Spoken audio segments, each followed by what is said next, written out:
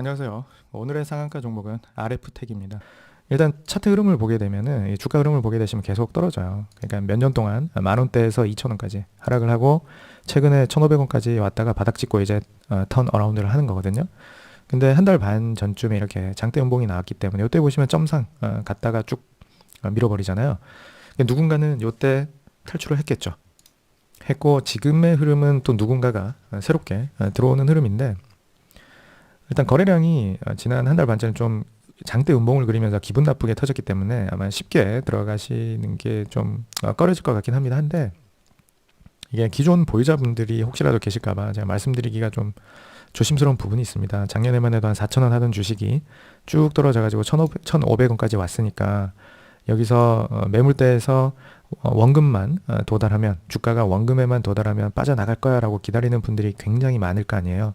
그래서 보통은 이런 종목 같은 경우에 이런 그 손절 또는 그 뭡니까 매물대를 소화하는데 어느 정도 시간이 걸립니다. 그래서 그 시간 동안 저가에서 이렇게 형성된, 저가가 아니죠, 요 위에 뭔가 손실 중인 분들이 탈출하기 전까지는 주가가 좀 시간을 갖고 매물 소화를 하지 않을까? 소화를 하고 나면 뭐 사업에서 어떤 그 뭔가 수익 전환이 발생한다면 주가가 긴 하락의 추세를 끝내고 상승으로 가지 않을까 싶어요. 자, 일단은 그 적자 보던 기업이 팔렸다는 것 자체가 호재죠. 여러분들 어떻게 생각하세요? 회사가 사업 내용이 안 좋다가 누군가 사갔다는 얘기는 회사 체질 개선을 해서 수익 전환을 시킬 만한 능력이 있거나 비전이 있으니까 사는 거 아닐까요? 돈이 한두 푼도 아닌데. 한번 살펴보시면 지금 최대 주주가 오성첨단 소재입니다. 많이 들어보셨죠? 유명한 회사입니다. 그리고 최근 한 5개년도 이 매출을 보시면 적정 좀 왔다 갔다 하는데 그 작년에 좀 감소를 많이 했어요. 그래서 작년에 보시면 영업이익도 250억 적자, 순이익도 305억 적자 이렇게 되는데, 이거를 경영권 양수도라는 사건과 겹쳐서 입체적으로 해석을 해보면, 제 해석입니다. 제가 뭐 그 뭐죠, 계약에 들어간 당사자가 아니니까 그냥 들어만 보세요. 제 해석은, 그러니까 우리가 물건을 팔아 넘겨야 되잖아요. 그러니까 팔기 전에 나쁜 거 다 지워준 거죠. 그러니까 사가는 입장에서 최대한 싸게 살 수 있도록. 이따가 공시를 확인할 텐데, 그러니까 이걸 보면 기존 보유하셨던 분들께서는 굉장히 분통이 터질 만한 사건이고요. 제가 여러분께 이런 영상을 올리긴 하지만 제가 여러 번 말씀드렸는데, 저는 코스닥 투자를 절대로 추천하는 사람이 아니에요. 코스닥은 하는 게 아니다라고 저는 생각을 해요. 그러니까 어느 정도 우리가 그 뭔가 사업이라던가 그 금융시장의 어떤 흐름 또는 논리 뭐 이런 것들에 대해서 좀 이해를 못한 상태에서 차트만 보고 덤벼들게 되면은 거의 뭐 100점 100패 하는 데가 코스닥이거든요. 그래서 좀 우리가 세상 공부를 많이 해야 돼요. 코스닥에서 우리가 승부를 보려면. 근데 알아야 될 게 많잖아요. 그러니까 아마 그 제 영상을 청취하시는 분들이 대부분 저보다 연배가 있으신 분들이 많으실 텐데, 그런 경험이 있으신 분들이면 얼마나 다행이겠습니까? 많은. 최근에 그 지수가 1년 동안 폭등을 하면서 국내 증시가 굉장히 좋았잖아요. 그래서 주식이라고는 모르다가 상승한 증시에 대통령도 바뀌고 우리 진짜 부동산에서 금융으로 뭔가 이전하는 그 출발점인가? 이런 기대감으로 들어오시는 분들도 있을 거란 말이죠. 제가 그렇지 않은 그렇게 추정을 했는데, 얼마 전에 그 제 다른 영상에, 다른 그 종목 영상에 댓글에 어떤 분께서 그 뭡니까 주식시장에 들어오셔가지고 한 달 만에 거의 반토막 가까이 손실을 본 분께서 댓글을 달아주셨던데, 이게 쉽지 않단 말이에요.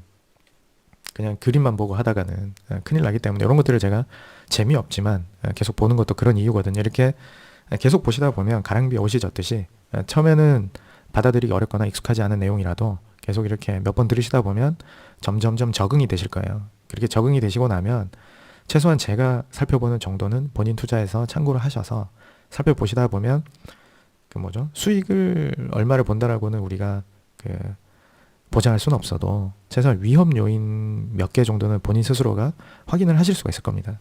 그러면 피해갈 수 있겠죠. 네. 그래서 이거 같은 경우에 다시 한번 말씀드리면, 제가 보기에는 경영권 양수도라는 거를 앞두고 재무제표를 정리를 하는 건데, 자 그러면 우리가 늘 살펴보듯이 그 공시 사이트에 가 보시면, 제가 미리 다 확인을 했으니까 오늘은 녹화 시간을 좀 세이브하기 위해서 이렇게 몇 개 제목만 살펴보고 제가 계산한 테이블로 설명을 드리겠습니다. 일단은 새로운 주인이 오성첨단 소재인데 얼마에 샀는지 알아야 될 거 아니에요. 얼마에 샀는지 알아서 지금 주가가 이 오성첨단 소재가 매수한 주가보다 싸다면 살만하죠. 그래서 보신 다음에 여기에 보면 제목 보세요. 전환사채 발행 후 만기 전 사채 취득. 만기 전에 이렇게 사채를 취득을 해요. 그래서 새로운 주인이 들어왔는데 이 전환사채의 부담을 없애주는 거죠. 일종의. 전환사채라는 게 뭐예요? 전환사채에 투자한 사람들이 주식으로 바꾸는 순간 지분 희석이 되지 않습니까? 그러면 새로운 주인 입장에서 내가 이 회사 사는데 몇백억을 준단 말이에요. 그럼 나한테 돈 받아서 이거 지워라. 이렇게 요구했을 수 있죠. 그 전환가액이 3,000원이에요. 3,029원. 대충 새로운 주인도 요 정도 가격에서 회사를 인수하거든요. 근데 여기 보시면 향후 처리 방법은 이사회에서 결정 이렇게 돼 있잖아요. 이사진들은 아직 안 바뀌었을 수도 있으니까.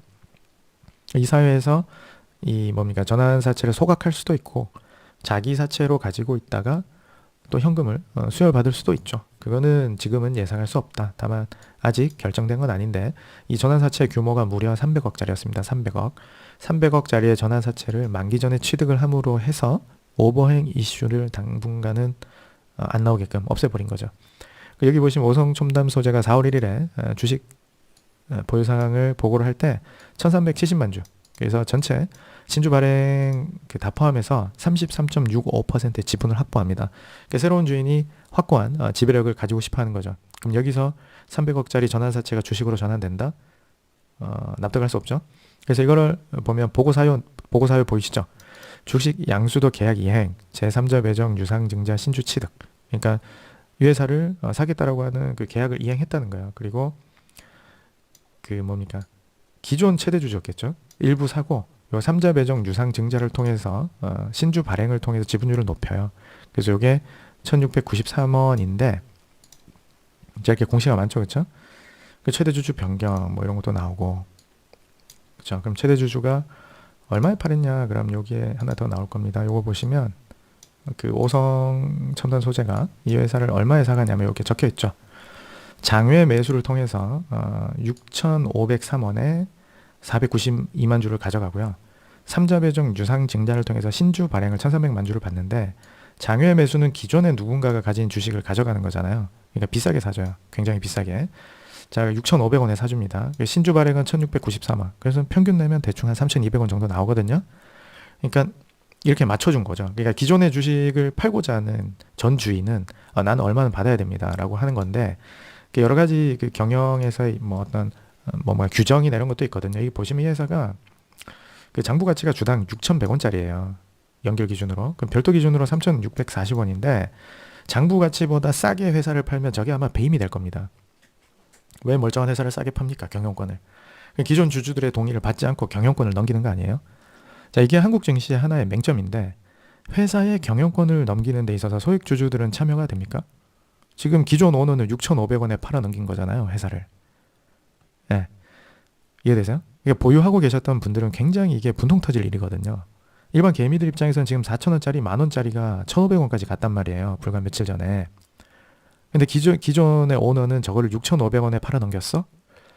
기사를 얼마나 확인하시는지 모르겠는데 이렇게 공시를 이렇게 본인이 투자하는 종목에 대해서 공시를 이렇게 다 확인을 하지 않으실 거기 때문에 보통 일반 개인 투자자분들은 하락한 주가에 대해서 그냥 회사 욕만 하고 계실 분들이 되게 많으실 텐데 이 내용을 알면 더 열받지 않겠어요? 그렇죠? 이렇게 되기 때문에 만약에 경영권을 넘긴다라고 하면 기존 소액 주주들에게도 뭐 주식 매수 뭐 청구권 이런 거 주식 매도 청구권 뭐 이런 거 행사를 할 수 있게 해주면 좋잖아요. 근데 국내 시장은 그렇지 않다. 그래서 쉽지 않다. 미국처럼 수익 보면 맨날 자사주 취득해서 주식 줄여주고 그런 곳이 아니라 이거죠. 그래서 소액으로 투자를 하시더라도 내가 투자금이 비록 100만 원, 500만 원, 1000만 원밖에 안 될지라도 혹시라도 주식 교과서 몇 권 읽고 시작을 하시는 분들이라면 미국 주식으로 시작하시라. 저는 그런 말씀을 드리고 싶어요. 미국에서 나온 가치투자 이론을 가지고 왜 그거를 코스닥에 적용을 합니까? 미국에 적용을 해야지.